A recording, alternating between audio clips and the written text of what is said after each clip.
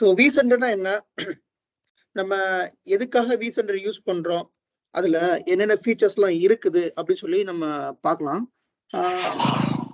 So நான் already சொல்லியிருக்கேன், VMware ESXi வந்து ஒரு command line. Okay, so VMware ESXi வந்து கமாண்ட் லைன் மட்டும்தான் அந்த இதுல யூஸ் பண்ண முடியும், GUI கிடையாது.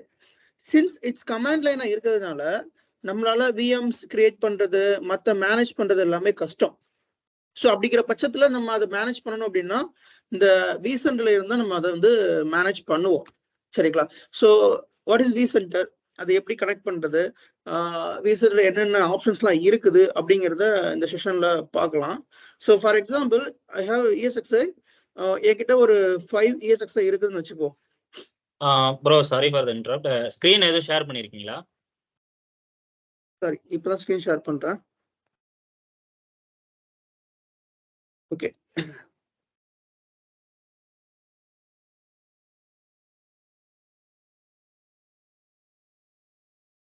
ஸோ என்கிட்ட ஒரு 5 ESXi இருக்குது.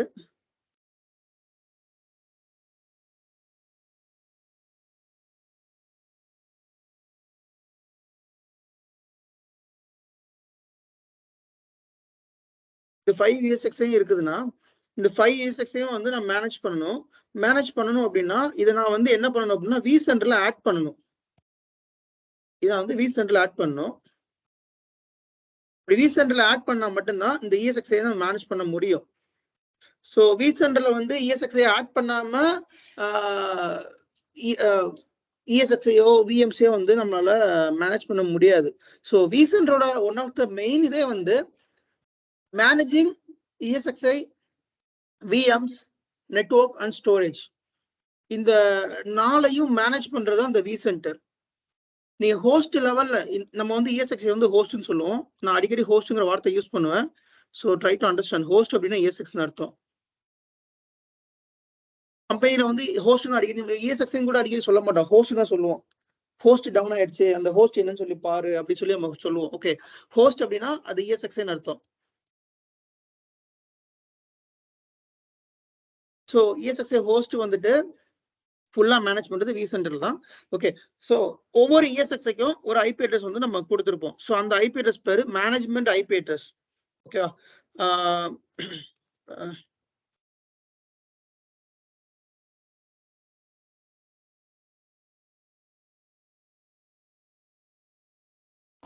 இது வந்து நீங்க ஒரு ESXi சொல்றது வந்து ஒரு பிசிக்கல் சர்வர் தானே நீங்க மீன் பண்றீங்க? ஆமா, பிசிக்கல் சர்வர் தான் மீன் பண்றேன். ஆமா, ஓகே ஓகே ஓகே. ஸோ இது வந்து ஒரு பிசிக்கல் சர்வர். இந்த பிசிக்கல் சர்வர்ல இது வந்து rear view. Physical server rear view. இதுல வந்து பாத்தீங்கன்னா ஈத்தர்நெட் போர்ட் இருக்குது, அப்புறம் ஒரு HP சர்வர், ILO போர்ட் இருக்குது. சரியா? ஸோ ஈத்தர்நெட் போர்ட் வந்துட்டு நம்ம இந்த ஈத்தர்நெட் போர்ட்ல வந்து மேனேஜ்மெண்ட் ஐபி கான்ஃபிகர் பண்ணுவோம். நம்ம ESXi போர்ட் இப்ப ஒரு விண்டோஸ் சர்வர் இருக்குன்னு வச்சுப்போம்.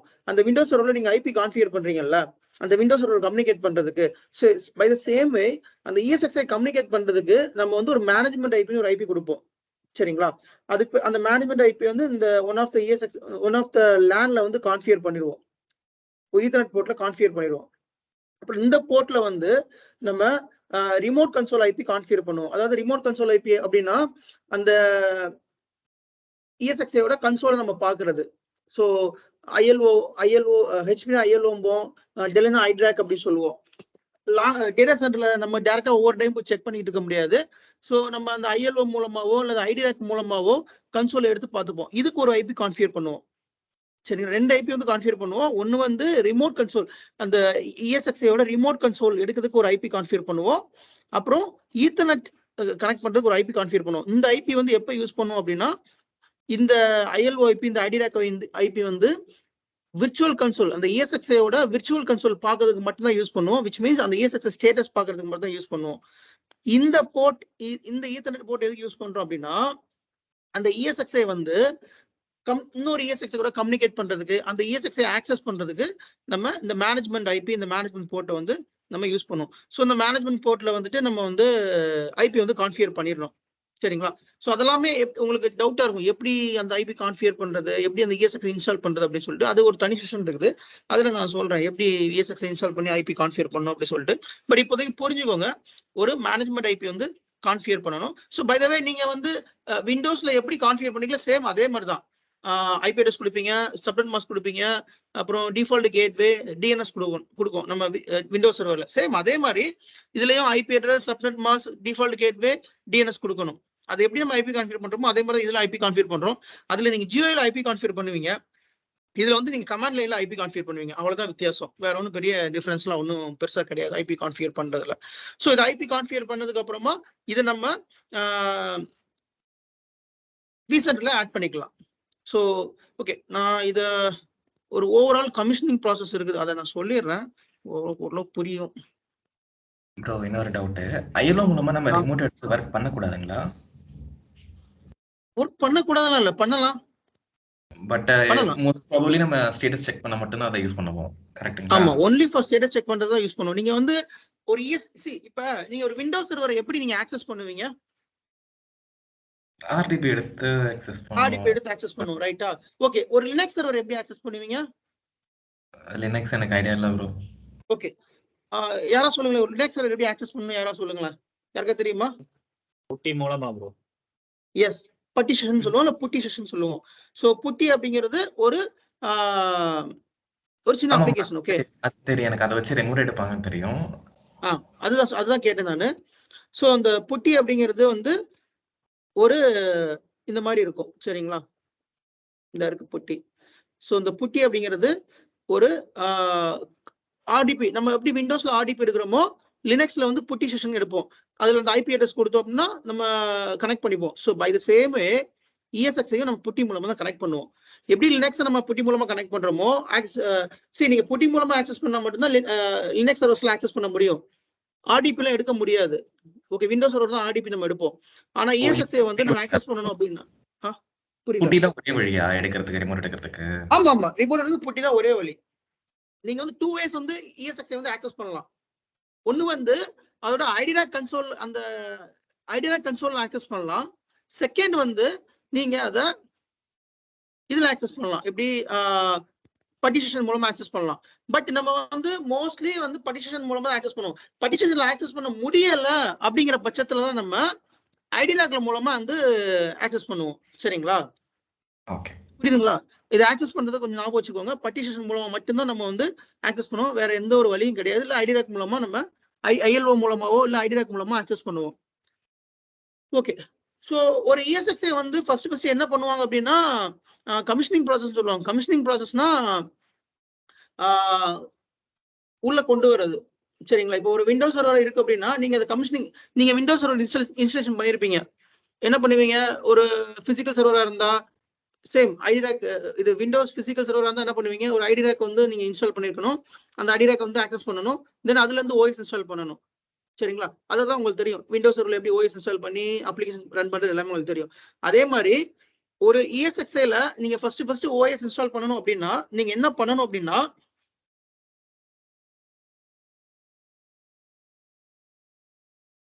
இப்போ ஒரு இஎஸ்எக்ஸ்ஐ இருக்குது, இந்த இஎஸ்எக்ஸ்ஐ டேட்டா சென்டர்ல இருக்கு, சரிங்களா? இந்த இஎஸ்எக்ஸ்ஐ வந்து ஃபர்ஸ்ட் புதுசா கொண்டு வரீங்க உங்க என்விரான்மெண்ட்டுக்கு. நீங்க புதுசா ஒரு இஎஸ்எக்ஸ்ஐ வாங்கிருக்கீங்க, ஒரு ஹைப்பர்வைசர் வந்து வாங்கிருக்கீங்க, அதை உள்ள கொண்டு வர்றீங்க. இப்போ இது வந்து டேட்டா சென்டர்ல இருக்கும், சரிங்களா? டேட்டா சென்டர்ல வந்துட்டு இதுல என்ன இருக்கும் அப்படின்னா எம்டியா இருக்கும், 2 ஹார்ட் டிஸ்க் மட்டும் இருக்கும். அந்த 2 ஹார்ட் டிஸ்க்ல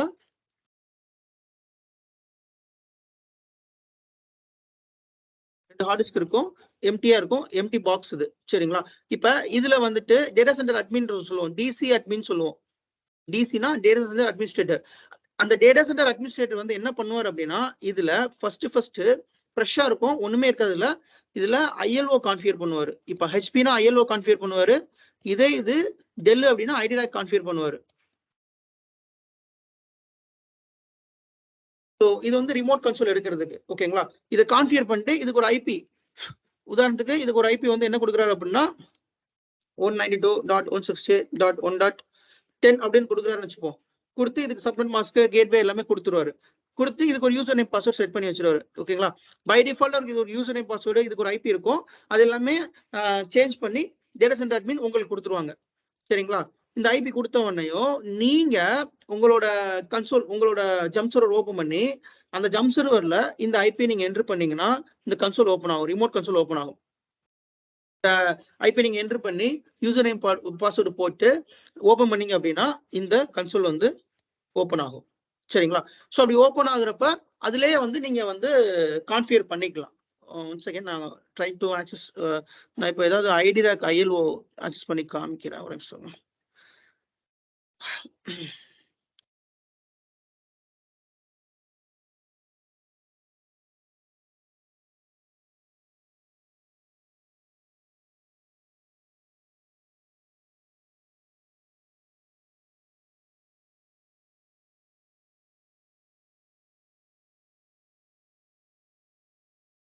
ஒரு ESXi ஆக்சஸ் பண்ணி ஐராக்கோ இல்ல ஐஎல்ஓவோ இப்ப கிடைக்குதான்னு பாக்குறேன்.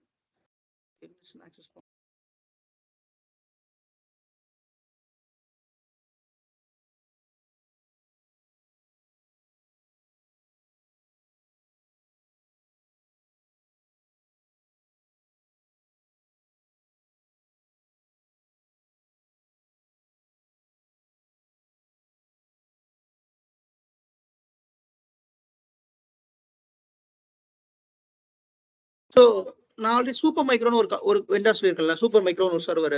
அந்த சூப்பர் மைக்ரோ இப்ப டெல் சர்வர் இருக்குது, ஹெச்பி சர்வர் இருக்குது, சிஸ்கோ சர்வர் இருக்குது.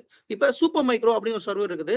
அந்த சூப்பர் மைக்ரோ சர்வர் வந்துட்டு அதோட இது வந்து ஐபிஎம்ஏ கன்சோல் சொல்லுவோம். நம்ம டெல்ல வந்து ஐடியாக் சொல்லுவோம், ஹெச்பி ஐஎல்ஓ சொல்லுவோம், சூப்பர் மைக்ரோ வந்து ஐபிஎம்ஏ கன்சோல் சொல்லுவோம். அந்த ஐபிஎம்ஏ கன்சோலோட இதுதான் அது. இந்த ஐபிஎம்ஏ வந்துட்டு இந்த ஐபில கான்ஃபிகர் ஆயிருக்கு. சரிங்களா? இப்போ இந்த ஐபி போட்டோடனே யூசர் நேம் பாஸ்வேர்டு கேட்கும். யூசர் நேம் பாஸ்வேர்டு நான் கொடுத்துட்றேன். கொடுத்தோடனே இந்த மாதிரி உள்ள வந்துடும். ஸோ உள்ள வந்து பாத்தீங்க அப்படின்னா எனக்கு ஃபயர்ஸ் ஃபிம்மர் வெர்ஷன் என்ன, ஃபிம்மர் எந்த டைம் இருக்குது எல்லாம் தெரியும். இதுல ரிமோட் கன்சோல்னு ஒரு ஆப்ஷன் இருக்கும். இதுல லான்ச் கன்சோல் கொடுத்தீங்கன்னா எனக்கு அந்த ESXi வந்து ஆக்சஸ் ஆகும். ப்ரோ இதுக்கு யூசர் நேம் வராதா? புரியல. இதுக்கு யூசர் நேம் ரூட்னு வராதா? ரூட் தான். எதுக்கு யூசர் நேம் ரூட் வராதா கேக்குறீங்க? இந்த ஆமா ஆமா. சி நல்லா தெரிஞ்சுக்கோங்க, ரூட் வந்து ஒன்லி ஃபார் ஆக்சஸ் இந்த ESXi. ESXi ஆக்சஸ் பண்றதுக்கு மட்டும் தான் ரூட் யூஸ் பண்ணுவோம். இது வந்து ESXi ஆக்சஸ் பண்றதுக்கான வழி. இது வந்து ரிமோட் கன்சோல். அந்த ESXiயோட ஸ்டேட்டஸ் பாக்குறதுக்கான ஒரு வழி. சரிங்களா? இதுக்கு வந்து நம்ம ரூட் வச்சுக்கலாம், அட்மின் வச்சுக்கலாம், வாட் எவர் இட் இஸ், நம்ம எதுனாலும் பாஸ்வேர்ட் செட் பண்ணிக்கலாம். ஓகேங்களா? இப்போ நான் ஓபன் பண்ணி ரிமோட் கன்சோல், இதுதான் ரிமோட் கன்சோல். இந்த ரிமோட் கன்சோல்ல நான் F2 பிரஸ் பண்ணேன் அப்படின்னா எனக்கு இந்த மாதிரி ஓபன் ஆகும். ரூட் பாஸ்வேர்ட் கொடுத்தோம் அப்படின்னா சொல்லுங்க. சரி வர இது என்னங்க இது சூப்பர், இது என்னங்க புரியல என்னங்க இது? சூப்பர் மைக்ரோன்னு ஒரு வெண்டர் நேத்து சொன்னேன்ல, ஒரு லாஸ்ட் கிளாஸ் சூப்பர் மைக்ரோன்னு ஒரு கம்பெனி இருக்கு. அந்த கம்பெனியோட சர்வர் இது. சரிங்க. அதோட ரிமோட் கன்சோல் எடுக்கிறோம் இப்ப. சரியா? சரி. ஓகே, ரிமோட் கன்சோல் எடுத்துறேன். ரிமோட் கன்சோல் எடுத்துட்டு இங்க நம்ம வந்து OS இன்ஸ்டால் பண்ணுவோம். ஓகே, எப்படி நம்ம OS இன்ஸ்டால் பண்ணுவோம் அப்படின்னா ஃபர்ஸ்ட் வந்து RAID கான்ஃபிகர் பண்ணுவோம். அதுக்கு அடுத்து OS இன்ஸ்டால் பண்ணுவோம். So what is RAID? அப்படின்னா redundancy array of independent disk. இது பத்தி ஒரு தனி கிளாஸ் இருக்கு, தனி கிளாஸ்ல நான் சொல்றேன். இப்ப RAID வந்து எதுக்காக யூஸ் பண்றோம் அப்படின்னு ஒரு சின்ன எக்ஸாம்பிள் சொல்லிடுறேன்.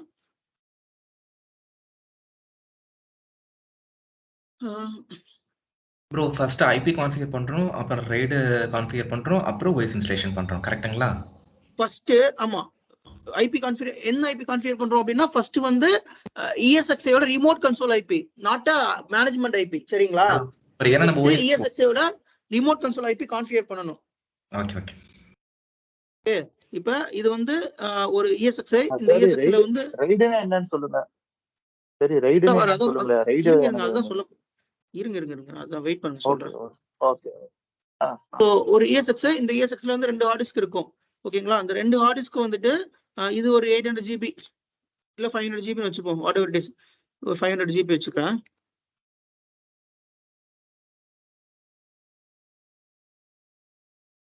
இந்த ஹார்ட் டிஸ்க் ஒரு 500 GB. இப்ப பெயிண்ட்ல இருக்கீங்களா? ஆமா, தெரியுதா இல்லையா? டிஸ்ப்ளே தெரியலையே. இல்ல உங்களுக்கு நெட் ஸ்லோவா இருக்குது. Okay okay. சோ ரெண்டு ஹார்ட் டிஸ்க் இருக்கும். இந்த ரெண்டு 500 GB இருக்கும் அப்படின்னா நம்ம இந்த ரெண்டு ஹார்ட் டிஸ்கையும் RAID கான்ஃபிகர் பண்ணனும்.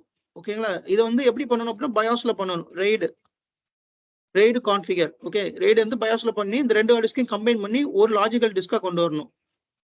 இது வந்து ரெண்டு பிசிக்கல் டிஸ்க், நல்லா வச்சுக்கோங்க. ரெண்டு பிசிக்கல் டிஸ்க், டிஸ்க் 1 டிஸ்க் 2, அதாவது ஹார்ட் டிஸ்க் 1 ஹார்ட் டிஸ்க் 2, அதை RAID நம்ம கான்ஃபிகர் பண்ணி இதை லாஜிக்கல் டிஸ்கா மாத்தணும்.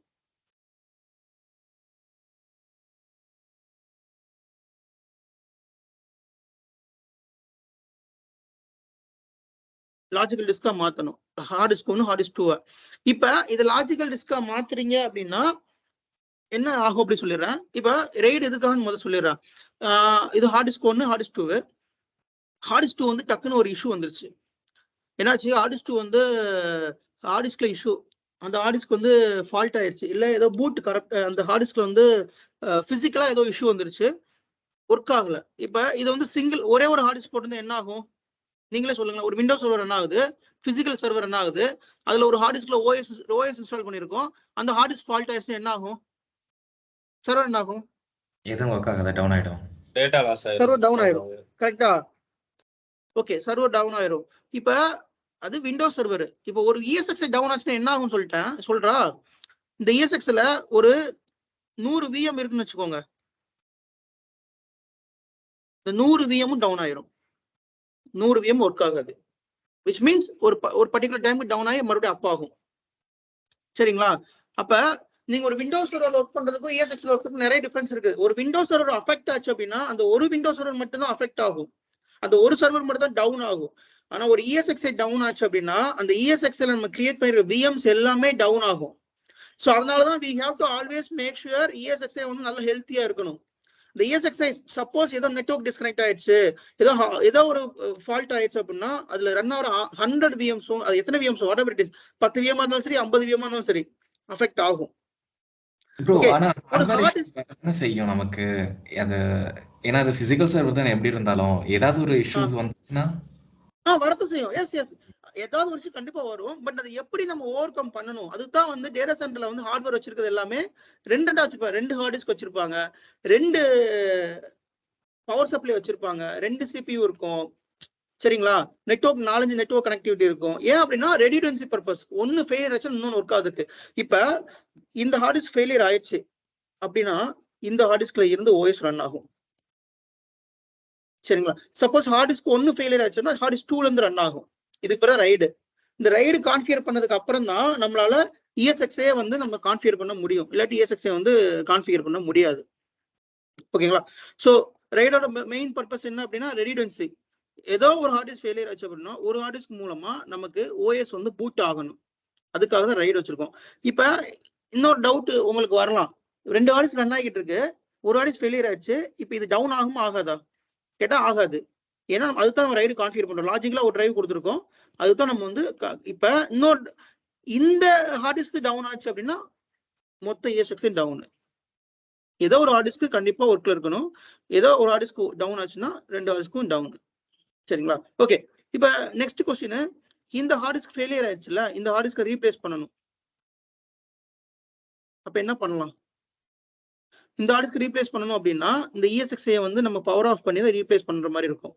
ஹாட் ஸ்வாப்பபிள் வந்து ஆப்ஷன் கிடையாது, பவர் ஆஃப் பண்ணணும், பவர் ஆஃப் பண்ணி ரீப்ளேஸ் பண்ற மாதிரி இருக்கும். சரிங்களா? நீங்க வந்து அதுக்கு ஒரு வேலை கிடையாது, யூஸ்வலா கிடையாதா, வரதா? இல்ல ஹார்ட் டிஸ்க் வராது, ஹார்ட் டிஸ்க் ரேம்க்கு வந்து ஹாட் ஸ்வாப்பபிள் இதுல வராது, பண்ண முடியாது. ESXi ல மட்டுமா ப்ரோ? இல்ல பிசிக்கல் சர்வரை பொறுத்த வரைக்கும் சம் பிசிக்கல் சர்வர்ல பண்ண முடியாது, not only ESXi. Okay okay, some physical சர்வர்ஸ்ல பண்ண முடியாது, ஹாட் ஸ்வாப்பபிள் வந்து பண்ண முடியாது. ரேம்னாலும் சரி ஹார்ட் டிஸ்க்னாலும் சரி. Okay okay fine. So hard disk வந்து நம்ம ரீப்ளேஸ் பண்ணணும். சரிங்களா? சோ அப்ப இந்த ESXi டவுன் பண்ணிட்டு ஹாட் ஸ்வாப்பபிள்னா ரன் ஆகிட்டு இருக்கும்போதே நம்ம நீங்க வித்தவுட் டவுன் டைம் இல்லாம நீங்க நம்ம ரீப்ளேஸ் பண்ணிக்கலாம். ஓகே, அப்ப டேட்டா சேவ் ஆயிட்டு இருந்துச்சுன்னா அது இல்ல, அந்த ஹாட் ஸ்வாப்பபிள் ஆப்ஷன் வந்து வேற ஸ்டோரேஜ்ல உண்டு, இதுல கிடையாது. ஆனா ஹாட் ஸ்வாப்பபிள் ஞாபகம் வச்சுக்கோங்க, அது வேற ஒரு ஆப்ஷன்ல வரும், இதுல வராது. ஹாட் ஸ்வாப்பபிள்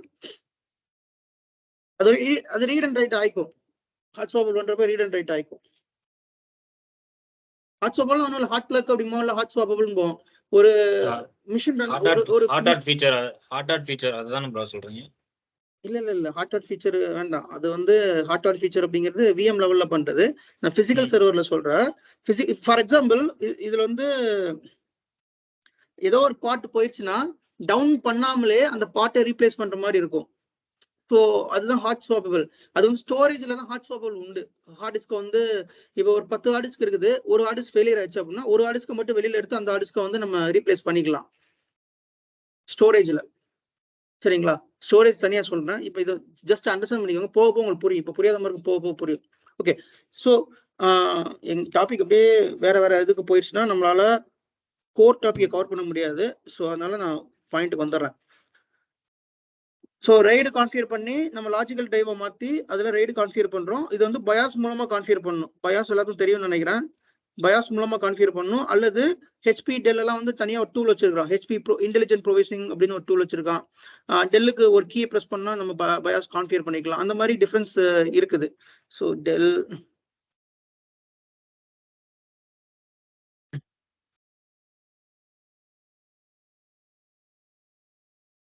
டெல் பவரேஜ் அப்படின்னா நம்ம ஒரு பர்டிகுலர் கீயை வந்து கீயை ப்ரெஸ் பண்ற மாதிரி இருக்கும். So configure ride.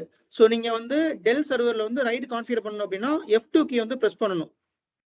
So F2 கீயை ப்ரெஸ் பண்ணீங்க அப்படின்னா உள்ள வந்து டிவைஸ் செட்டிங்ஸ் காமிக்கும், அதுல ரைடு கண்ட்ரோலர்னு காமிக்கும். இதுல வந்து கான்ஃபிகரேஷன் மேனேஜ்மெண்ட் ஒரு ஆப்ஷன் இருக்கும். அங்க வந்து கிரியேட் விர்ச்சுவல் டிஸ்க்னு ஆப்ஷன் இருக்கும். 2 ஹார்ட் டிஸ்க் காமிக்கும். அந்த இடத்துல விர்ச்சுவல் டிஸ்க், நான் சொன்ன லாஜிக்கல் டிஸ்க், அதான் விர்ச்சுவல் டிஸ்க்னு சொல்றோம். கிரியேட் விர்ச்சுவல் டிஸ்க் நீங்க கொடுத்தீங்க அப்படின்னா ரைடு வந்து இங்க கான்ஃபிகர் பண்ணிக்கலாம். இதே ஹெச்பியா இருந்துச்சுன்னா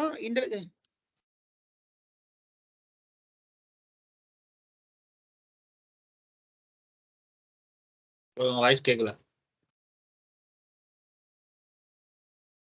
இப்போ ரைடு வந்து ஹெச்பில கான்ஃபிகர் பண்றோம் அப்படின்னா அதுக்கு வேற ஒரு கீயை வந்து பிரஸ் பண்ணணும்.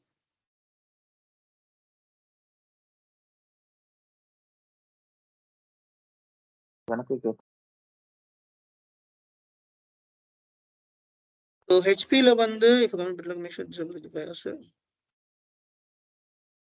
ஹெச்பில வந்து பயாஸ் மூலமாவே நம்ம கான்ஃபிகர் பண்ணிக்கலாம் right. So BIOS key press பண்ணி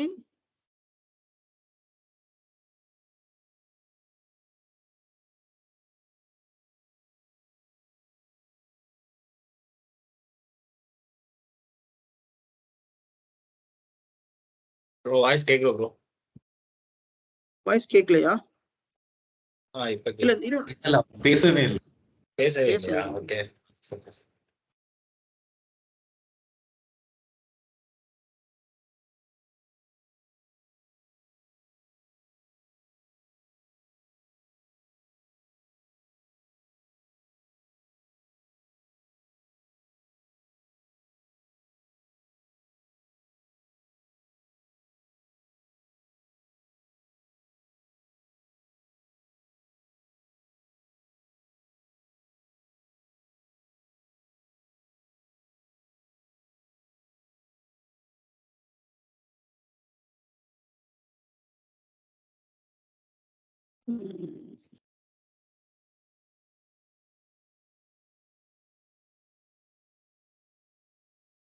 இருக்குல்ல.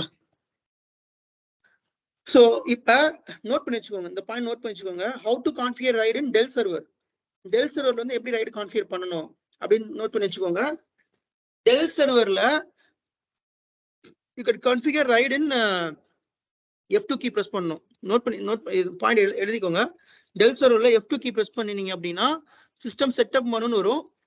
சிஸ்டம் செட்டப் மெனுன்னு வரும். இந்த மெனுல போயிட்டு ஹார்ட்வேர் செட்டிங்ஸ்ல போனீங்கன்னா ரைடு கண்ட்ரோலர்னு ஒரு ஆப்ஷன் இருக்கும். அதுல வந்து கிரியேட் விர்ச்சுவல் டிஸ்க்னு கொடுக்கலாம். சரிங்களா? இந்த பாயிண்ட்ஸ் அப்படியே நோட் பண்ணி வச்சுக்கோங்க. முக்கியமான பாயிண்ட்ஸ் மட்டும் நோட் பண்ணி வச்சுக்கோங்க. இது ஹெச்பி சர்வர்ல, சாரி டெல் சர்வர்ல, டெல்ல வந்து ரைடு கான்ஃபிகர் பண்றது. ஓகே. ஸோ ஹெச்பில பொறுத்த வரைக்கும் நம்ம ரைடு எப்படி கான்ஃபிகர் பண்ணணும்னா சர்வர் பூட் ஆகுறப்ப F10 கீ பிரஸ் பண்ணணும். F10 கீ பிரஸ் பண்ணீங்கன்னா ஹெச்பி இன்டெலிஜென்ட் ப்ரொவிஷனிங் வரும். F10 கீல அதுல மெயின்டெனன்ஸ் ஒரு ஆப்ஷன் இருக்கும். மெயின்டெனன்ஸ்ல அரே கான்ஃபிகரேஷன் யூட்டிலிட்டின்னு இருக்கும். அதுல போயிட்டு ரைடு கான்ஃபிகர் பண்ணணும்.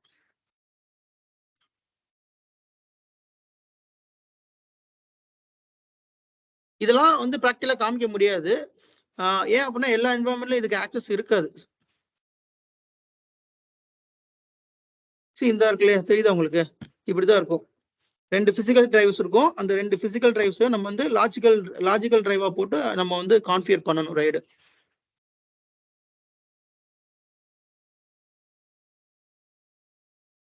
சில சர்வர்ல வந்து பயாஸ்ல இருந்து கான்ஃபிகர் பண்ற மாதிரி இருக்கும். சில சர்வர்ல வந்து அவங்க தனியா ஒரு கீ பிரஸ் பண்ணி கொடுத்துருப்பாங்க. அந்த கீயை வந்து பிரஸ் பண்ணி கான்ஃபிகர் பண்ற மாதிரி இருக்கும்.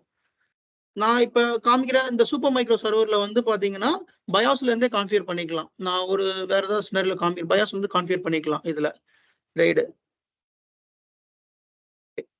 ஸோ ரைடு கான்ஃபிகர் பண்றோம். பயாஸ்ல இருந்து ரைடு கான்ஃபிகர் பண்ணணும். அதுக்கப்புறமா வந்துட்டு இந்த ரிமோட் மேனேஜ்மெண்ட் கன்சோலை வந்து நீங்க வந்து பார்க்கணும். சரிங்களா? ஒரே நிமிஷம் இருங்க. பயாஸ் ரைடு கான்ஃபிகர் பண்றதுக்கு ஏதாவது தெரியுதா பார்க்குறேன்.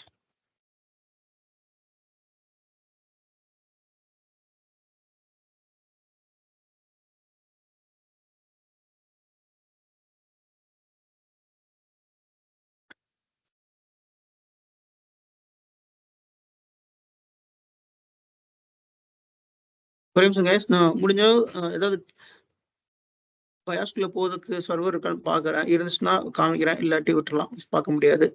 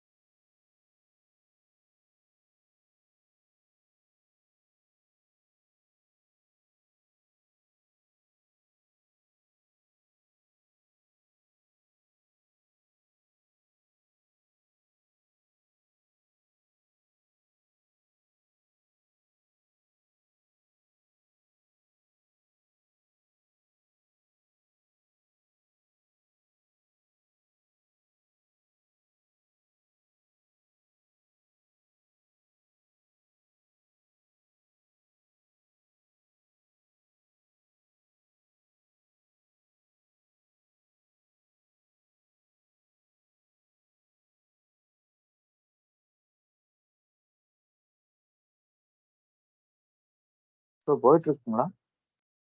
புரியல என்னது? இல்ல பண்றீங்களா? இல்ல பண்ணிட்டு இருக்கீங்களான்னு கேட்டேன். ஓகே, எதுவுமே இல்ல கேட்டேன். ஓகே, ஒரே நிமிஷம் இருங்க, வெயிட் பண்ணுங்க. இல்ல ஏதாவது ஒரு ESX அவைலபிள் இருக்கான்னு செக் பண்றேன் ரைடு கான்ஃபிகர் பண்றதுக்கு. எதுவுமே இருக்கிற மாதிரி இல்ல.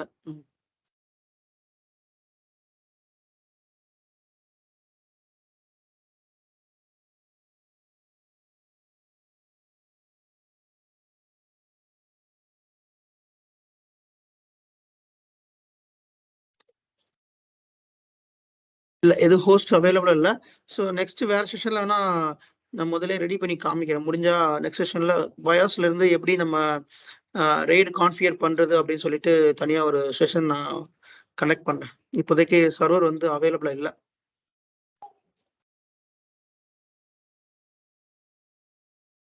ஸோ ரெய்டு கான்ஃபிகர் பண்றோம், பயாஸ்ல கான்ஃபிகர் பண்றோம், அல்லது நம்ம அந்த கீழ ஹெச்பியா இருந்தா இன்டெலிஜென்ட் ப்ரொவிஷனிங்ல கான்ஃபிகர் பண்ணுவோம். டெல்லா இருந்தா F11 கீ வந்து கான்ஃபிகர் பண்ணுவோம். அப்புறம் ரிமோட் மேனேஜ்மெண்ட் கன்சோல் எடுக்கிறோம். கன்சோலை எடுத்துட்டு அப்புறம் சிடி டிவிடி வந்து மவுண்ட் பண்ணணும். ஓகேங்களா? ஸோ சிடி டிவிடி எப்படி மவுண்ட் பண்ணணும் அப்படின்னா, நம்ம ஒரு OS நீங்க இன்ஸ்டால் பண்றீங்க அப்படின்னா, இப்போ விண்டோஸ்ல இன்ஸ்டால் பண்றீங்க அப்படின்னா சிடி டிவிடி மவுண்ட் பண்ணணும். அந்த பிசிக்கலா கனெக்ட் பண்ணுவீங்க சிடி டிவிடி. அதே மாதிரி இதை வந்து விர்ச்சுவலா சிடி டிவிடி வந்து கனெக்ட் பண்ணுவோம். விர்ச்சுவலா சிடி டிவிடி கனெக்ட் பண்ணிட்டு அதுல வந்து ISO வந்து மவுண்ட் பண்ணுவோம். இதுமே உங்களுக்கு வந்து இந்த பார்ட் எல்லாமே வந்து நான் வந்து ப்ராக்டிக்கலா ஒரு கிளாஸ்ல காமிக்கிறேன். எப்படி வந்து சிடி டிவிடி மவுண்ட் பண்ணணும் எல்லாமே வந்து ப்ராக்டிக்கல் காமிக்கிறேன். ஓகே, இப்போ வந்து ஓவராலா சொல்லிடுறேன், அதுக்கடுத்து சும்மா பார்த்துக்கோங்க. ஸோ சிடி டிவிடி மவுண்ட் பண்ணணும். இது எப்படின்னு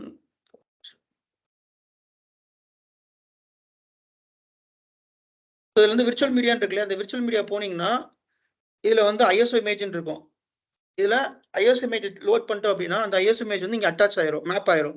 ஸோ ஐஎஸ்ஓ இமேஜ் மேப் ஆனோடனே அதை பூட் பண்ணோம் அப்படின்னா பூட் பண்றப்ப அது வந்து ஓஎஸ்ல இருந்து பூட் ஆகும். சரிங்களா? பூட் ஆன பிறகு ஓஎஸ் இன்ஸ்டலேஷன் பண்றோம், ESX இன்ஸ்டலேஷன் பண்றோம்.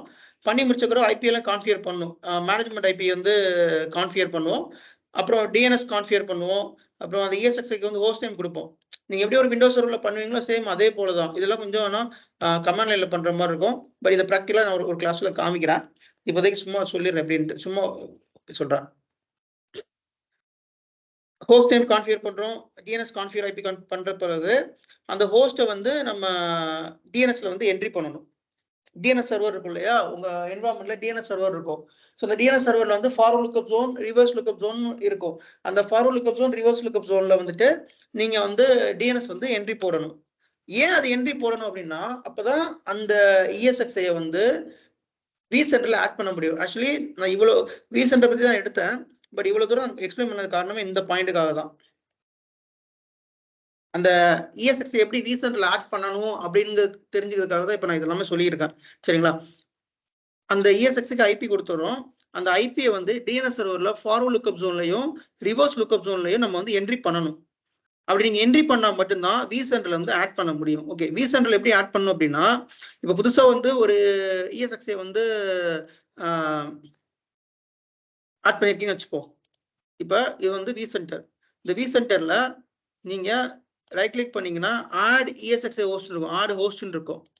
இந்த ஆட் ஹோஸ்ட்ல போயிட்டு இந்த ESXஐயோட ஐபி அட்ரஸ் கொடுக்கணும். 192 ஃபார் எக்ஸாம்பிள் ஏதோ ஒரு ஐபி கொடுத்துக்கலாம். நீங்க அது கான்ஃபிகர் பண்ண ஐபி 192.168.1.10 இப்படி கொடுக்குறோம் வச்சுப்போம். கொடுத்து இதோட ரூட் பாஸ்வேர்டு கொடுக்கணும். கொடுத்துட்டு நெக்ஸ்ட் அப்படின்னு சொல்லி கொடுத்தீங்கன்னா அது வந்து ப்ராசஸ் பண்ணும். இது கரெக்டான யூசர் நேம் பாஸ்வேர்டான்னு சொல்லி அது வேலிடேட் பண்ணும். வேலிடேட் பண்ணதுக்கு அப்புறமா அந்த ESXஐ வந்து vCenterல வந்து ஆட் ஆயிரும்.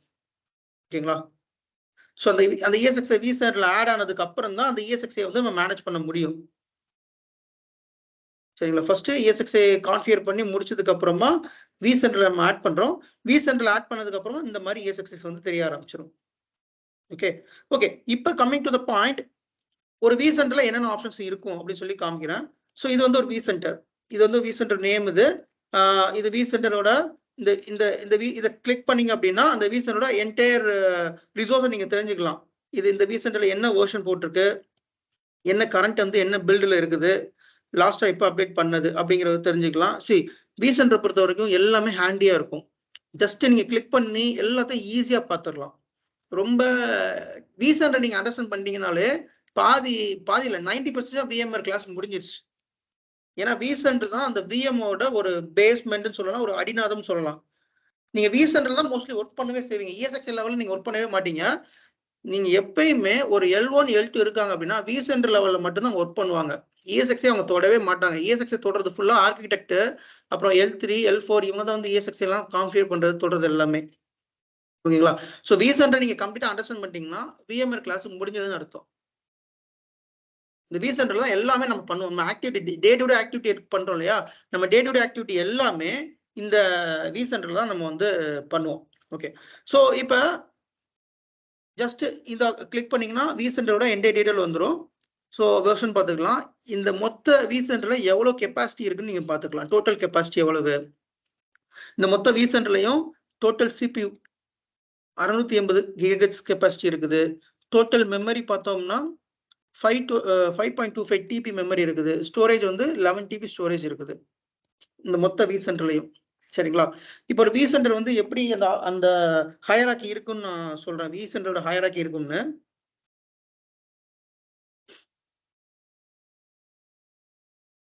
ஸோ ஃபர்ஸ்ட் ஒரு vCenter இருக்கும். vCenter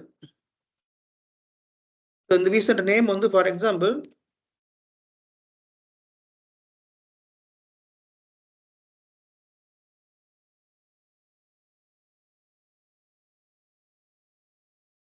ஏதோ ஒரு நேம் கொடுத்துக்கலாம். ஃபார் எக்ஸாம்பிள் vCenter நேம் வந்து VMware நம்ம ஏதோ ஒன்று கொடுப்போம் வச்சுப்போம். சரி, கொஞ்சம் ரெஃபரன்ஸ் பண்ணுங்க. எனக்கு எது வீடியோ தெரிய மாட்டேங்குது. இல்ல உங்க நெட் ஸ்லோவா இருக்குது. மத்த எல்லாத்துக்கும் கரெக்ட்டா தான் தெரிஞ்சிட்டு இருக்கு. உங்க நெட் ஸ்லோவா இருக்குங்க. அப்படிங்களா? சரிங்க. ஓகே. ஹக்கி உங்களுக்கு கரெக்டா தெரியுதுல்ல? தெரியுது ப்ரோ. தெரியுது தெரியுது. சொல்லுங்க. ஓகே.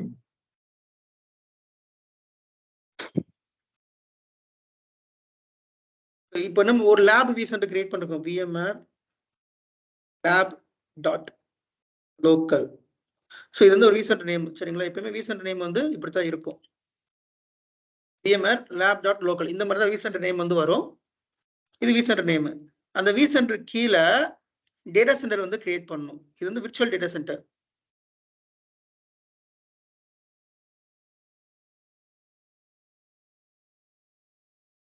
இப்போ உதாரணத்துக்கு சென்னை டேட்டா சென்டர் அப்படின்னா இப்போ வந்து மும்பையில் இப்போ நம்ம கம்பெனி வந்து ஒரு கம்பெனி இருக்குது. அந்த கம்பெனியில் வந்து மும்பையில் ஒரு டேட்டா சென்டர் இருக்குது, சென்னையில் ஒரு டேட்டா சென்டர் இருக்குது, அப்புறம் டெல்லியில் ஒரு டேட்டா சென்டர் இருக்குன்னு வச்சுப்போம். 3 லொகேஷன் இருக்குது. அப்போ இங்கே ஒரு டேட்டா சென்டர் நான் கிரியேட் பண்ணுவேன்.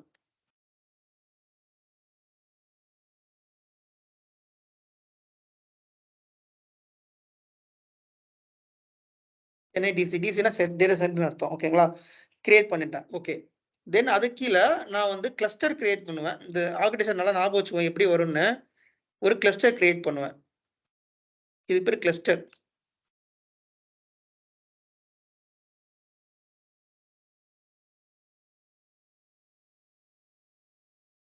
கிளஸ்டருக்கு ஒரு நேம் வச்சுக்கிறேன்.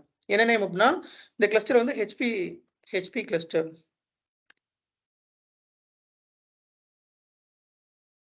இதுக்கு கீழே நான் வந்து ESXi வந்து ஆட் பண்ணுவேன்.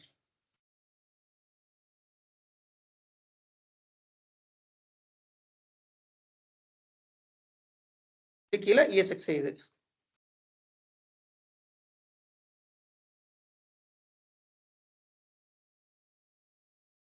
ESXi கீழே VMs.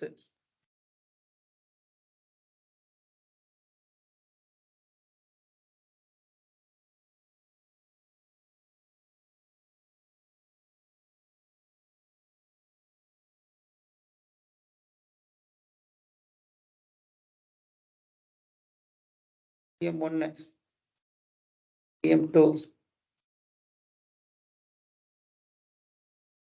VM3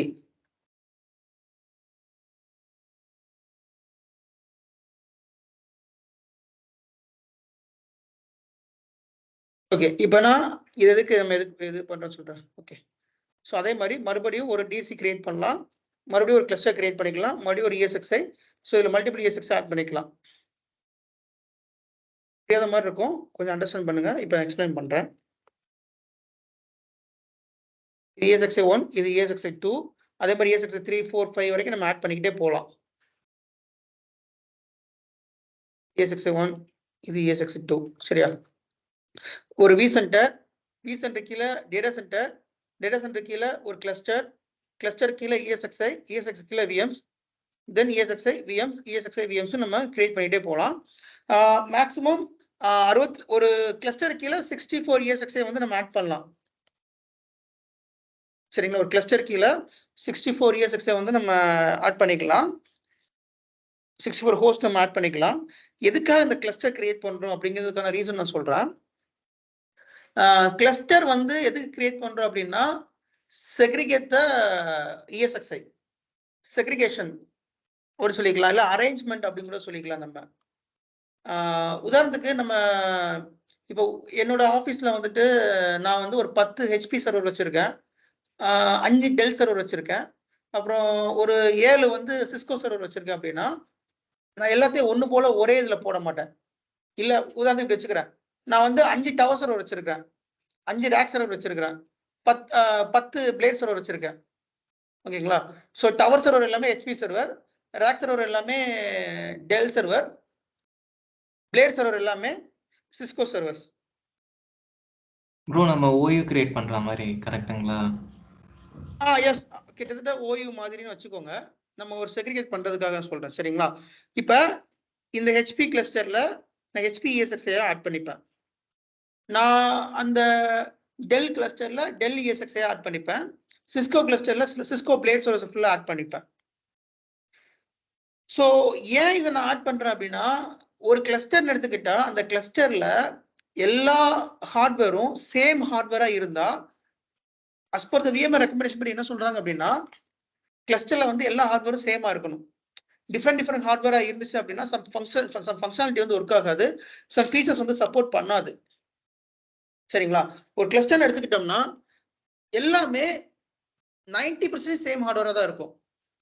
மேபி ஒரு சில இடங்கள் ஒரு சில சம் சினாரியோஸ் வேணா மிக்ஸ்டு ஹார்ட்வேர் போகலாம், பட் 90% 95% சேம் ஹார்ட்வேரா தான் இருக்கும்.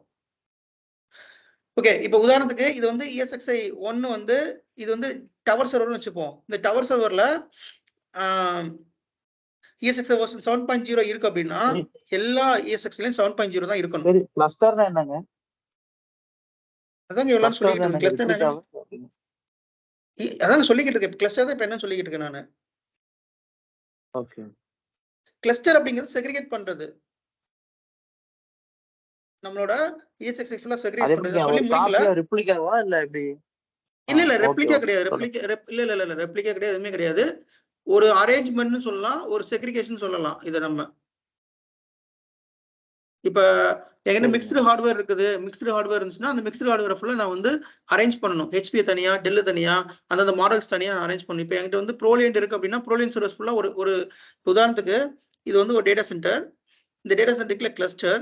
இந்த கிளஸ்டர் கீழே ESXi பாத்தீங்கன்னா ESXi இருக்கு இல்லையா, அந்த ESXi மாடல் பாத்தீங்கன்னா எல்லாம் சேமா இருக்கும். பவரேஜ் M630. ஹைப்ரோசர் வெர்ஷனும் ஒன்று போல இருக்கும், மாடல் ஒன்று போல இருக்கும், இந்த ப்ராசஸரும் ஒன்று போல இருக்கணும். பவரேஜ் M630. ப்ரோ, ஒரே ஒரு சின்ன டவுட்டு. இப்போ எல்லாமே பவரேஜ் M360 தான் இருக்கு. பவரேஜ் வந்து இல்லை ஆக்சுவலா. ஓகே, இப்போ நான் லெனோவோ சர்வர் இதே கான்ஃபிகரேஷன் தான், பட் லெனோவோ சர்வர் நான் ஆட் பண்ணலாம்னா பண்ணலாமா? பண்ணலாம், பட் அதுல வந்து CPU கம்பேட்டபிலிட்டி இருக்கணும். இந்த CPU கம்பேட்டபிலிட்டி கரெக்டா இருக்கணும். ஓகே, சரிங்களா? அதுதான் இந்த வெர்ஷன் கரெக்டா இருக்கணும், இந்த வெர்ஷன் கரெக்டா இருக்கணும், CPU கரெக்டா இருக்கணும். அப்படி இருந்தா மட்டும் தான் சம் ஃபீச்சர்ஸ் வந்து ஒர்க் ஆகும், இல்ல சம் ஃபீச்சர்ஸ் ஒர்க் ஆகாது. Okay bro, same configuration. But brand suppose லெனோவோல ஒரு 5 சர்வர் இருக்குன்னு வெச்சுப்போம், அது தனி கிளஸ்டரா போட்டுறலாம். ஓகே ஓகே, பெட்டர் வந்து ஒரே கிளஸ்டர்ல போடுறது தான் பெட்டர். அப்போ ஒரு மிஷின் நம்ம வாங்கணும்னா திருப்பி ஒரு 10 வருஷம் கழிச்சு நமக்கு ஒரு 5 வருஷம் கழிச்சு நமக்கு இன்னொரு மிஷின் தேவைப்படுச்சு, நம்ம அதே கான்ஃபிகரேஷன் அதே மிஷின் தான் திருப்பி வாங்கணும், கரெக்ட்டுங்களா? அதுதான் ப்ரிஃபரபிள். இல்ல, நீங்க 10 வருஷம் கழிச்சு வாங்குறப்ப அதே கான்ஃபிகரேஷன் வாங்குனீங்கன்னா அது வேஸ்ட். ஏன்னா 10 வருஷம் கழிச்சு வாங்குறப்ப உங்களுக்கு வேற அப்டேட்டட் வெர்ஷன்ஸ் வந்துரும். இல்ல 10 வருஷம் வச்சுக்காதீங்க, சும்மா ஒரு எக்ஸாம்பிளுக்கு சொல்றேன் நான். நீங்க திருப்பி கொஞ்ச நாள் கழிச்சு வாங்கும் போதும் நீங்க திருப்பி அதே தான் வாங்கணும். அதே மோஸ்ட்லி அப்படிதான் வாங்குவாங்க. என்ன உங்க என்விரான்மென்ட்ல என்ன மாடல் பர்టిక్యులர் மாடல் யூஸ் பண்றீங்களோ அந்த மாடல் தான் மோஸ்ட்லி எல்லாமே வாங்குவாங்க. வேற மிக்ஸ்டு மாடல்ஸ் வாங்க மாட்டாங்க. சரிங்களா? ஏன்னா அப்படி வாங்குனாங்க அப்படின்னா அத சம் கம்பேட்டபிலிட்டி இஷ்யூஸ் வரதுக்கு வாய்ப்பு இருக்கு. அதனால எல்லாமே சேம் ஹார்ட்வேர் சேம் வெர்ஷனா தான் இருக்கும். HP ProLiant DL சர்வர்னா HP ProLiant DL server, Dell PowerEdge சர்வர்னா டெல் பவரேஜ் சர்வர்ஸ். அதே மாதிரி ஒரு கிளஸ்டருக்கு இப்போ என்கிட்ட வந்து ஒரு 10 சர்வர் இருக்குது. 5 சர்வர் வந்து AMD ப்ராசஸர், 5 சர்வர் வந்து இன்டெல் ப்ராசஸர். அப்படின்னா ரெண்டுமே ஒரே கிளஸ்டர்ல போடக்கூடாது. ஒரே கிளஸ்டர்ல போட்டா கம்பேட்டபிள் இஷ்யூ வரும், சம் ஃபீச்சர்ஸ் வந்து ஒர்க் ஆகாது. ரெண்டுமே வேற வேற கிளஸ்டர்ல போடணும். AMDக்கு தனியா ஒரு கிளஸ்டர் கிரியேட் பண்ணணும். நான் சொல்ல புரியல? AMD processor. புரியுது ப்ரோ, புரியுது ப்ரோ. AMD CPU. இப்போ ஒரு 200 GB RAM வச்சிருக்கேன்னா இன்னொரு மிஷின்ல வந்து அதே கான்ஃபிகரேஷன் பட் RAM மட்டும் ஒரு 100 GB வச்சிருக்கேன்னா அது அக்செப்டபிளுங்களா? அது ஒன்றும் பெரிய டிஃபரன்ஸ் கிரியேட் பண்ணாது. Okay okay. Mostly first compatible CPU version கரெக்டா இருக்கணும். இப்ப உதாரணத்துக்கு இங்க CPU வந்து பாத்தீங்கன்னா E5 26 சீரிஸ்ல இருக்கு அப்படின்னா அதுவுமே 26 சீரிஸ்ல இருக்கணும். 26 சீரிஸ்ல இல்லாம வேற ஏதாவது சீரிஸ்ல இருந்துச்சு அப்படின்னா சம் கம்பேட்டபிலிட்டி ஒர்க் ஆகாது, சம் இஷ்யூஸ் வரும். ஓகேங்களா? சோ கிளஸ்டரை பொறுத்த வரைக்கும் நம்ம செக்ரிகேட் பண்றதுக்காக தான் மெயினா யூஸ் பண்றோம். இதை நீங்க கண்டிப்பா அண்டர்ஸ்டாண்ட் பண்ணுங்க, பண்ணாதான் நெக்ஸ்ட் ஸ்டெப் எல்லாம் போக முடியும். லைக் AMD ப்ராசஸர் தனி AMDயும் இன்டெலையும் ஒரே கிளஸ்டர்ல போடக்கூடாது. அப்படி ஒரே கிளஸ்டர்ல போட்டீங்கன்னா ஃபீச்சர்ஸ் எதுவுமே ஒர்க் ஆகாது. Because of CPU compatibility. AMD processor தனி கிளஸ்டர்ல போடணும், இன்டெல் ப்ராசஸரை தனி கிளஸ்டர்ல போடணும். அதே மாதிரி பிளேட் சர்வர்ஸ்லாம் ஒரு கிளஸ்டர்ல இருந்துச்சுன்னா ரேக் சர்வர்ஸ்லாம் ஒரு கிளஸ்டர்ல இருக்கணும். அப்பதான் சம் ஃபீச்சர்ஸ்லாம் ஒர்க் ஆகும். ஸோ புரியுதா? கிளஸ்டர் வந்து ஒன்லி ஃபார் செக்ரிகேஷன். அதே மாதிரி ஒரு கிளஸ்டர்ல வந்து 6.7 வெர்ஷன் இருக்குன்னா எல்லாமே 6.7 தான் இருக்கணும். ஒரு கிளஸ்டர்ல 7.0 இருந்துச்சு எல்லாமே 7.0 இருக்கணும். ஒரு கிளஸ்டர்ல 8.0 இருந்துச்சுன்னா எல்லாமே 8.0 இருக்கணும். அப்ப ஒரு இதுல அப்டேட் பண்ணிட்டு இன்னொரு இதுல அப்டேட் பண்ணாம விடக்கூடாது. அப்ப பண்ணா எல்லாத்தையும் பண்ணணும். பண்ணக்கூடாது. யா அஸ் பர் ரெக்கமெண்டேஷன் படி இப்ப இந்த கிளஸ்டர்ல வந்து இந்த ESX நீங்க அப்டேட் பண்ணிட்டீங்களா, உடனே இந்த ESX அடுத்த கொஞ்ச நாள்ல நீங்க அப்டேட் பண்ணணும் நீங்க. அதே மாதிரி பில்ட் வெர்ஷனும் சேமா தான் இருக்கணும். பில்ட் வெர்ஷனும் மாறக்கூடாது முடிஞ்ச அளவுக்கு. இப்போ உதாரணத்துக்கு விஎம் ESX பில்ட் வெர்ஷன்ஸ் இருக்குது. ஸோ இது வந்து ESX பில்ட் வெர்ஷன் சரியா? பில்ட் நம்பர்ஸ் ஆஃப் ESX பில்ட்னா பேட்ச், நம்ம விண்டோஸ்ல பேட்ச்னு சொல்றோம்ல, பேட்ச் நம்பர் சொல்லுவோம், அதை பில்ட் நம்பர்னு சொல்லுவோம் ESXல. இப்போ உதாரணத்துக்கு நான் 7.0 U3 வச்சிருக்கேன். U3ல அப்டேட் 3K வச்சிருக்கேன்னு வச்சுப்போம் ஒரு கிளஸ்டர்ல. அதே கிளஸ்டர்ல எல்லாமே இதுதான் இருந்தா நல்லது. சேம் பில்டா இருக்கணும். இல்ல நான் அப்டேட் பண்ண போறேன், லேட்டஸ்ட் பில்ட் வந்து 3O இருக்குன்னா எல்லாத்தையும் 3Oக்கு நீங்க அப்டேட் பண்ணணும். 1 by 1 அப்டேட் பண்ணிக்கிட்டே இருக்கணும். ஒரே கிளஸ்டர் கீழே 6.7 7.0 போட மாட்டாங்க. கம்பேட்டபிள் இஷ்யூ வரும். நான் சொல்லிருக்கேன் ESX வெர்ஷன் 6.7 7.0 8.0 ஒரே கிளஸ்டர்ல சேம் ESX வெர்ஷன் தான் இருக்கணும். முடிஞ்ச அளவு சேம் CPU தான் இருக்கணும். சேம் ஹார்ட்வேர் தான் இருக்கணும். புரியுதுங்களா உங்களுக்கு? சொல்றது இப்போ புரியுதா சொல்றது? புரியுது ப்ரோ. ஒரே ஒரு சின்ன டவுட், கொஞ்சம் மொக்கனா டவுட் தான், பட் எனக்கு ஒரு டவுட். இப்போ நீங்க இந்த சென்னை டிசின்ற ஒரு டேட்டா சென்டருக்குள்ள கிளஸ்டருக்குள்ள ESXக்குள்ள VM தான் பண்ணணுமா, இல்ல நான் டைரக்டா டேட்டா சென்டர்லயே ஒரு VM கிரியேட் பண்ணலாமா? சி டேட்டா சென்டர் அப்படி இந்த டேட்டா சென்டர் கீழ தான் எல்லாமே வருது. புரியுதுங்களா? இல்ல டேட்டா சென்டர் கீழ தான் இல்ல டேட்டா சென்டர் கீழ கிளஸ்டர் கிரியேட் பண்ணனும். இது ஒரு புரோட்டோகால், ஒரு ஹையரார்கி. இந்த ஹையரார்கி மூலமா நீங்க போகணும். இந்த கிளஸ்டர் கீழ ESX கீழ தான் VM கிரியேட் பண்ண முடியும். டைரக்டா இங்க கிரியேட் பண்ண முடியாது. டைரக்டா VM போட்டா போகாது அது. சி சுவர் இல்லாம சித்திரம் வரைய முடியாதுன்னு ஒரு பழமொழி இருக்கு இல்லையா? இல்ல இல்ல ESX இல்லாம VM எங்க நீங்க கிரியேட் பண்ணுவீங்க? ESX இருந்தா தான் VM கிரியேட் பண்ண முடியும். Okay okay. சோ ESX எங்க இருக்குதோ அங்க தான் நம்ம VM கிரியேட் பண்ண முடியும். ESX இல்லாம VM கிரியேட் பண்ண முடியாது இல்லையா? Okay bro. இப்ப இந்த இடத்துல ஒரு சும்மா ஒரு ஜெனரல் நாலேஜ் பாயிண்ட் சொல்றேன். எனக்கு தெரியும் கொஞ்சம் சாரி இன்டரப்ட் பண்ண சாரி, கொஞ்சம் அப்படி பொறுமை போனீங்களா? டெக்னிக்கல் ரொம்ப ஸ்டஃப் ஆனாலும் எனக்கு கொஞ்சம் வந்து அது நாலேஜ் இல்ல. எனக்கு கொஞ்சம் புரிய மாட்டேங்குது. சாரி. நீங்க பேசுறீங்க அது என்னன்னு எனக்கு புரியல.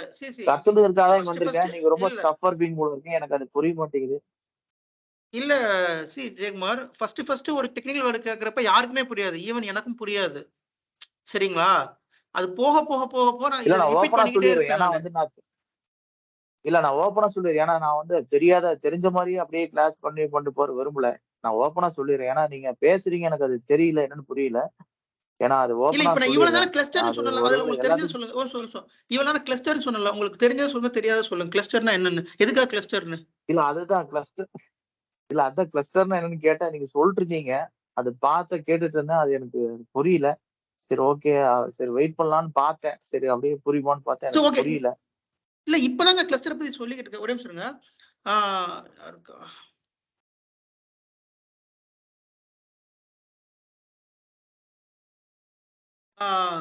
விஜயன் நீங்க சொல்லுங்க, கிளஸ்டர்னா என்னன்னு உங்களுக்கு புரிஞ்சது சொல்லுங்க விஜயன்.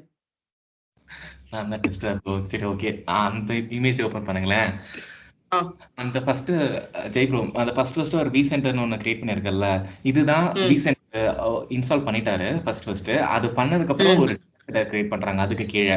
ஸோ இப்போ நம்ம சென்னையில இருக்கனால சென்னை டேட்டா சென்டர் போடுறது, இன்கேஸ் நம்ம துபாயில இருந்தா துபாய் டேட்டா சென்டர் போடுறா. இது எதுக்கு அப்படின்னா விஜய் ஒரே நிமிஷம். இப்ப அவர் ஓபன் பண்ணிருக்கிறது சாரி இல்லங்க, நான் ஃபர்ஸ்ட் சொல்லிக்கிறேன். நான் வீட்டுல வந்து 4G நல்லா தான் ஒர்க் ஆகும். மத்த நாள்ல வந்து வீக் டேஸ் வந்துட்டு ஆபீஸ்ல வைஃபை தான் கனெக்ட் ஆகும், பிரச்சனை இருக்காது. ஆனா நீங்க இப்ப ஓபன் பண்ணது வேர்ட்ல ஓபன் பண்ணிருக்கீங்க, அதானே?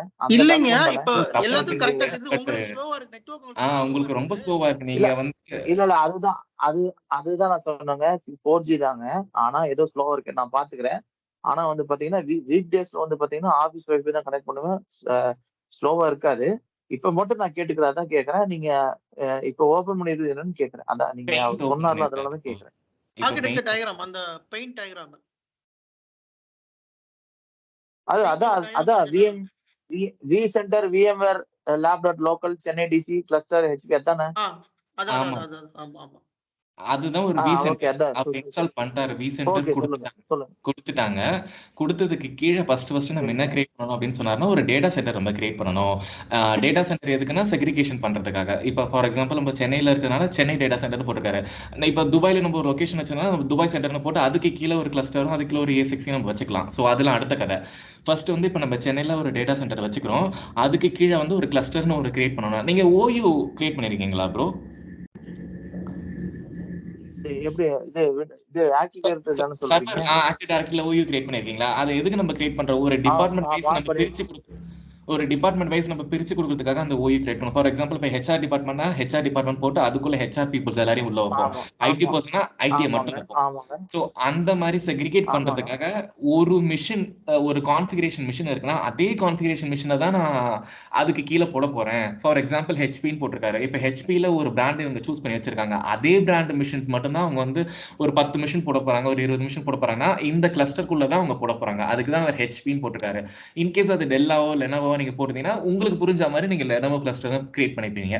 ஸோ அதுக்குள்ள நீங்க எத்தனை E6 மிஷின் வச்சிருக்கீங்களோ அது எல்லா மிஷின் நீங்க ஒவ்வொன்றா கிரியேட் பண்ணிட்டே வரீங்க. அந்த E6ல ஒவ்வொரு VM நீங்க கிரியேட் பண்ணிட்டே வரீங்க. ஸோ இது எல்லாமே அந்த டிபார்ட்மெண்ட் வைஸ் மாதிரி. நான் எப்படி புரிஞ்சுக்கிறேன்னா, இவர் சொன்னதை வந்து நான் ஓய்வா தான் நான் கணக்கில் எடுத்துக்கிறேன். ஏன்னா எனக்கு அதுல கொஞ்சம் தெளிவா தெரியும். அப்படி சொன்னா எனக்கு புரியுன்றதுக்காக. ஸோ ஒவ்வொரு டிபார்ட்மெண்ட்டுக்கு பிரிக்கிறோம்ல, அதே மாதிரி இவர் ஒவ்வொரு டிபார்ட்மெண்ட்டா பிரிச்சு வச்சுக்கிறாரு. இப்போ ஒரு செட் ஆஃப் கான்ஃபிகரேஷன்லாம் ஒரு கிளஸ்டருக்குள்ள, இன்னொரு செட் ஆஃப் கான்ஃபிகரேஷன்லாம் இன்னொரு கிளஸ்டருக்குள்ள, அந்த மாதிரி பிரிச்சு வச்சுக்கிறாங்க. இதுதான் எனக்கு புரிஞ்சது வரைக்கும்.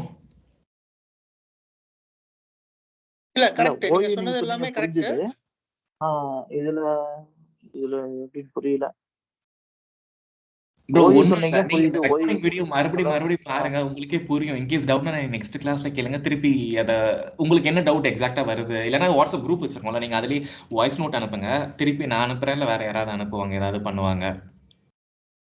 அண்ட் ஒன் மோர் திங், அவர் சொன்ன மாதிரி தெரி ப்ரோ சொன்ன மாதிரி டெக்னிக்கல் வந்து ஃபர்ஸ்ட் தெரிக்கும் போது சத்தியமா புரியாது, நான் ஒத்துக்கிறேன். ஏன்னா நானும் அதே நிலைமையில தான் இருந்து வந்திருக்கேன்.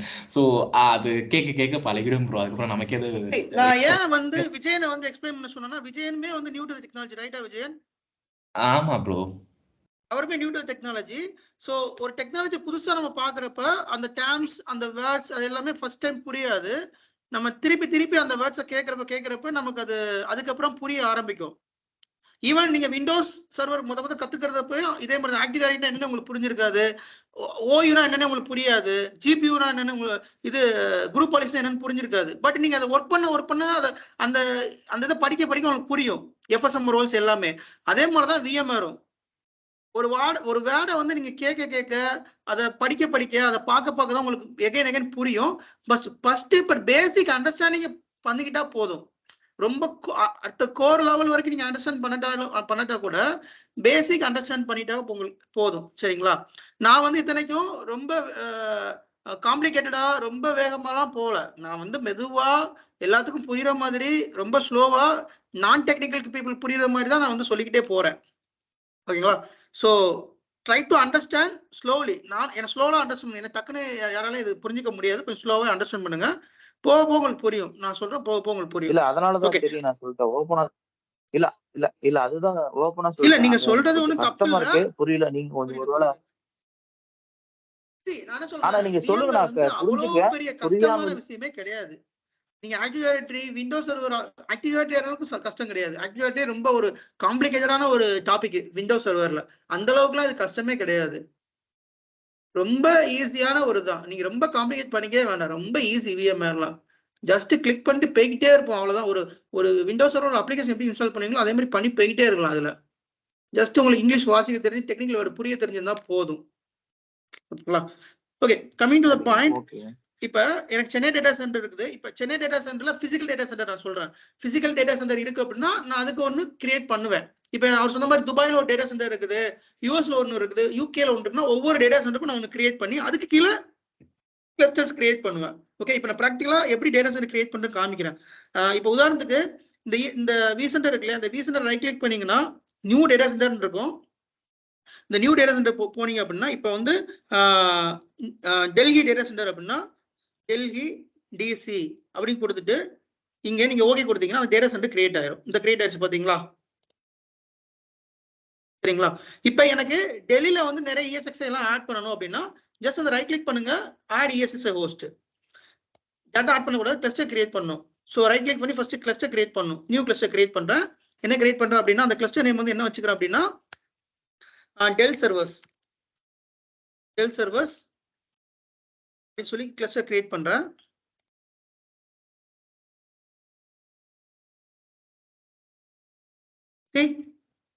இப்ப டெல்லின்னு ஒரு டிசி கிரியேட் பண்ணிட்டேன், டெல் சர்வர்ஸ்னு ஒரு கிளஸ்டர் கிரியேட் பண்ணிட்டேன். இப்போ நான் இதுல வந்து டெல் ESXi ஆட் பண்ணணும். அந்த கிளஸ்டர் ரைட் கிளிக் பண்ணி ஆட் ஹோஸ்ட் கொடுத்தோம்னா இந்த இடத்துல இந்த ESXi IP address root password போட்டோம்னா எனக்கு அந்த ESXi ஆட் ஆயிடும். தென் ESXi ஆட் பண்ணதுக்கு அப்புறம் அந்த ESXi ரைட் கிளிக் பண்ணி நீங்க VM கிரியேட் பண்ணிக்கலாம். நியூ விர்ச்சுவல் மிஷின் கொடுத்து நீங்க வந்து VMs கிரியேட் பண்ணிக்கலாம். சரிங்களா? சோ எனக்கு வந்து இதே மாதிரி ஒவ்வொரு இடத்துல ஒரு டேட்டா சென்டர் இருக்குன்னா அந்த மாதிரி டேட்டா சென்டர் கிரியேட் பண்ணி அதுக்குள்ள கிளஸ்டர் கிரியேட் பண்ணுவேன். கிளஸ்டருக்குள்ள ESXi இதுதான் ஆர்கிடெக்சர். இதுதான் data centre, cluster, ESXi, VM. இதுதான் ஆர்கிடெக்சர். ஒரு டேட்டா சென்டர் கீழே எத்தனை கிளஸ்டர்னாலும் கிரியேட் பண்ணிக்கலாம். ஒரு கிளஸ்டர் கீழே 7.01ல வந்துட்டு 64 ஹோஸ்ட் வந்து நீங்க 64 ESXi ஆட் பண்ணிக்கலாம். அதுக்கடுத்து செகண்டா ஒரு கிளஸ்டர் கிரியேட் பண்ணிக்கலாம். பட் ப்ராக்டிகலா பார்த்தோம் அப்படி பார்த்தோம்னா ஒரு கிளஸ்டர் கீழே அவ்வளவு ESXi ஆட் பண்ண மாட்டாங்க. ஒரு 30 இருக்கும், இல்ல 20 ESXi இருக்கும் ஒரு கிளஸ்டர் கீழே. அதுக்கு மேல ESXi செகண்ட் கிளஸ்டர் இன்னொரு கிளஸ்டர் கிரியேட் பண்ணிப்பாங்க. ஏன்னா நம்ம எத்தனை கிளஸ்டர் கிரியேட் பண்ணிக்கலாம். ஸோ கிளம்சியா இருக்கும். ஒரே கிளஸ்டர்ல வந்து நிறைய ESXi நம்ம கொண்டு வரப்ப கொஞ்சம் கிளம்சியா இருக்கும். அதனால வேற கிளஸ்டர் கிரியேட் பண்ணி அதுல ESXi வந்து நம்ம ஆட் பண்ணிக்கிட்டே இருக்கலாம். ஓகேங்களா? ஸோ ஓகே, இது சப்போஸ் வேண்டாம்னா டெலீட் பண்ணிக்கலாம். ஓகே, இப்ப புரிஞ்சுதா உங்களுக்கு? இப்ப எப்படி கிளஸ்டர் கிரியேட் பண்ணணும், எப்படி டிசி கிரியேட் பண்ணணும் புரிஞ்சுதா? அப்புறம் ஒரே ஒரு டவுட், இதுக்கு நம்ம தனியா லைசன்ஸ் வாங்கணுமா? இதுக்கு VMware கண்டிப்பா லைசன்ஸ் வாங்கணும்னு சொன்னால உங்கள்ட்ட. இல்ல அது ஓகே, ESXi நம்ம லைசன்ஸ் வாங்குறோம், அது ஓகே. இப்ப vCenter சொல்லுங்க. நானு vCenter லைசன்ஸ் உண்டு, கண்டிப்பா வாங்கணும். இது ஒண்ணு ESXi வாங்கணும், தனி லைசன்ஸ், அது தனியா vCenter வாங்கணும். தனி லைசன்ஸ். ஆமா ஆமா. பட் ஆனா அது ஒரே ஒரு லைசன்ஸ் வாங்கினா போதும். அந்த ஒரு லைசன்ஸ்க்குள்ளே நம்ம எல்லாமே ஷேர் பண்ணிக்கிட்டே இருக்கலாம். எஸ் கண்டிப்பா. ஒரே ஒரு vCenter லைசன்ஸ் வாங்கினா அது எத்தனை ESXனாலும் மேனேஜ் பண்ணிக்கலாம் அந்த vCenter கீழ. ஓகே, நான் ஒரு 1000 மிஷின் வச்சிருந்தாலும் நான் அதை 1000 மிஷின் அதுக்குள்ள கொண்டு வந்துக்கலாம். ஆமா, இப்ப அது டேட்டா சென்டர் 2 எடிஷன் இருக்குது. ஒன்னு ஸ்டாண்டர்ட் எடிஷன் ஒன்று இருக்குது, இன்னொரு டேட்டா சென்டர் எடிஷன், இது என்டர்பிரைஸ் எடிஷன் இருக்குது. ஸ்டாண்டர்ட் எடிஷன்ல வந்து லிமிடேஷன்ஸ் உண்டு, இத்தனை ESXi ஆட் பண்ண முடியும், லிமிடேஷன்ஸ் உண்டு. புரியுது. பட் என்டர்பிரைஸ் பிளஸ்ல வந்துட்டு அந்த மாதிரி லிமிடேஷன்ஸ் கிடையாது, நம்ம ESXi ஆட் பண்ணிக்கலாம்.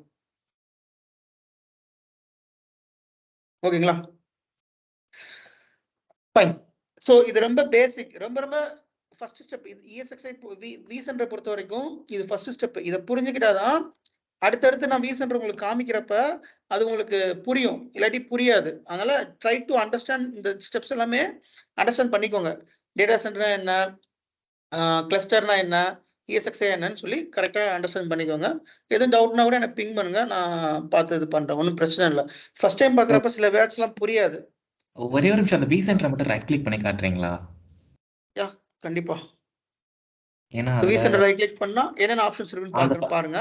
ஃபர்ஸ்ட் ஆப்ஷன் இருக்குல்ல, இன்னொரு vCenter கிரியேட் பண்ண முடியுமான்னு ஒரு டவுட் வந்தது எனக்கு, வேற ஒண்ணும் இல்ல. இல்ல, அது இன்னொரு vCenter நீங்க வேற vCenter கிரியேட் பண்ணது வேற ஒரு வழி இருக்கு, அது நான் சொல்றேன் எப்படின்னு.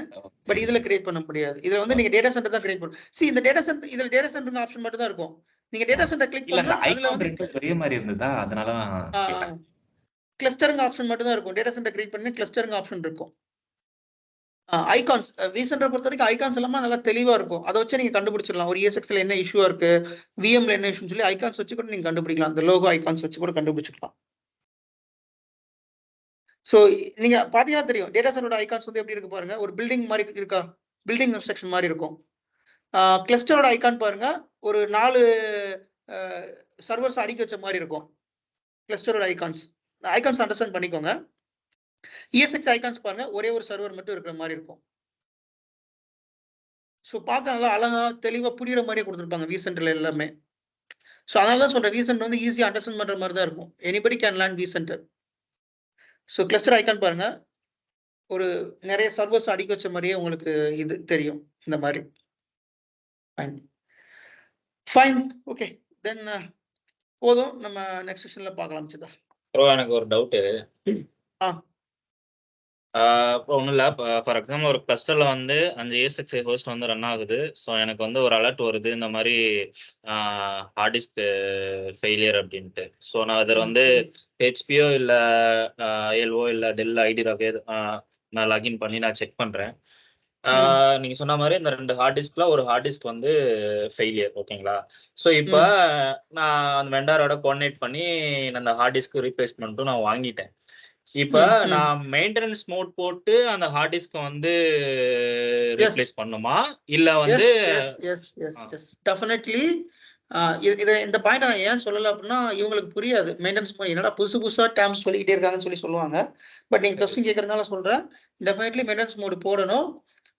அந்த விஎம் அந்த ESXi ரைட் கிளிக் பண்ணீங்கன்னா மெயின்டெனன்ஸ் மோட் ஆப்ஷன் இருக்கும். இதுல என்டர் மெயின்டெனன்ஸ் மோட் கொடுத்தீங்கன்னா அந்த ESXi இருக்கிற விஎம்ஸ் எல்லாமே மைக்ரேட் ஆகி அனதர் ESXi போயிடும். தென் we can do the activity, whatever activity. நீங்க ஒரு ESXi கை வைக்க போறீங்க, ஒரு ஆக்டிவிட்டி பண்ண போறீங்க அப்படின்னாலுமே மெயின்டெனன்ஸ் நீங்க போட்டு தான் பண்ணணும். மெயின்டெனன்ஸ் மோட் போடாம பண்ணக்கூடாது. Okay bro. இல்ல என்னன்னா நீங்க ஷட் டவுன் பண்ணி தான் பண்ணணும்னு ஒரு வார்த்தை விட்டீங்களா? சோ அதனால தான் எனக்கு டவுட் ஆயிடுச்சு. இல்ல அந்த ESXi ஷட் டவுன் பண்ணி பண்ணணும். மெயின்டெனன்ஸ் மோட் போட்டது பத்தி சொன்னோம்னா உங்களுக்கு புரியாது. அதனால அந்த வார்த்தை சொல்லல நானு. சரி சரி. கண்டிப்பா ஷட் டவுன் பண்ணி தான் நீங்க இப்போ ஒரு ESXi RAM வந்து ஃபால்ட், சரிங்களா? டிம் ஸ்லாட் RAM வந்து ஃபால்ட், மெமரி வந்து ரீப்ளேஸ் பண்ணணும். சோ அப்படி மெமரி நீங்க ரீப்ளேஸ் பண்றீங்க அப்படின்னா அந்த ESXi வந்து மெயின்டெனன்ஸ் மோட்ல தான் இருக்கணும். தென் அதுக்கு அடுத்து அந்த ESXi பவர் டவுன் பண்ணணும், ஷட் டவுன் பண்ணணும். அதுக்கப்புறம் RAM ரீப்ளேஸ் பண்ணணும். RAM இன்சர்ட் பண்ணதுக்கு அப்புறமா ESXi வந்து பவர் ஆன் பண்ணணும். தென் எல்லாமே வேலிடேட் பண்ணிட்டு அதுக்கு அடுத்து மெயின்டெனன்ஸ் மோட் வந்து எக்ஸிட் பண்ணிக்கலாம். Okay bro. ஓகே ஓகே சரி. ஓகேங்க. அப்புறம் அந்த கிளஸ்டர்ல வந்து ஃபார் 7.01 அப்டேட்டுக்கு வந்து பாத்தீங்கன்னா நம்ம 64 ஹோஸ்ட் தான் வந்து ஆட் பண்ண முடியும் அப்படின்னு சொல்லியிருந்தீங்க. இன்கேஸ் வந்து அப்டேட் வந்து நெக்ஸ்ட் அப்டேட் வந்து ஃபார் 7.0.2 இல்லைன்னா 7.03 அப்டேட் வரும்போது அந்த ஹோஸ்டோட கிளஸ்டர்ல ஆட் ஆகிற ஹோஸ்டோட என்ன சொல்றது அதோட இன்க்ரீஸ் ஆகும், அதோட லிமிட் வந்து இன்க்ரீஸ் ஆகும். கரெக்ட் தானே? கூடும். நீங்க வந்து 7.0லயே 7.01ல வெர்ஷன் U3 U1 U3 இருக்கும். 7.0 U1 U2 U3 அப்டேட் 1. அதாவது மைக்ரோசாஃப்ட் சர்வர்ல வந்து ஒரு ஆப்ஷன் வந்து தெரியுமா, service pack 1 service pack 2 service pack 3 முதல்ல வந்துச்சு தெரியுமா? சோ அந்த மாதிரி ESXi வந்து அப்டேட் 1 அப்டேட் 2 அப்டேட் 3ன்னு வரும். நம்ம கரண்டா யூஸ் பண்றது அப்டேட் 3 யூஸ் பண்ணிக்கிட்டு இருக்கோம். சரிங்களா? இந்த அப்டேட் 3ல வந்து இன்னும் கொஞ்சம் இம்ப்ரூவ் பண்ணிருக்காங்க. நிறைய ஐ திங்க் 128 ஹோஸ்ட் வந்து நம்ம ஆட் பண்ணலாம். அப்டேட் 1ல வந்துட்டு 64 நோட்ஸ். அப்டேட் 3ல வந்து ஐ திங்க் 128 நினைக்கிறேன். ஒரு நிமிஷம் இருங்க.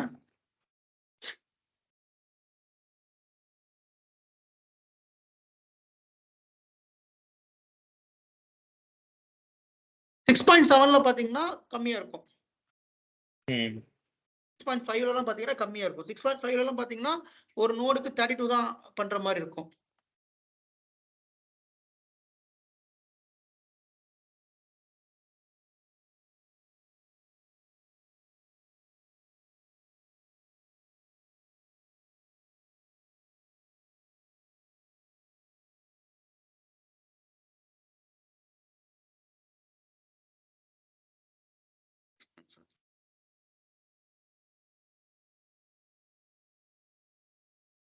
இதுல பாத்தீங்கன்னா மேக்ஸிமம் எவ்வளவு சர்வர் சப்போர்ட் பண்ணும், இது நான் தனியா வந்து எடுப்பேன், ஒரு செஷன் எடுப்பேன். What is the difference between 6.7க்கும் 7.0க்கும் என்ன டிஃபரன்ஸ்னா அதுல நம்ம தெளிவா பார்க்கலாம்.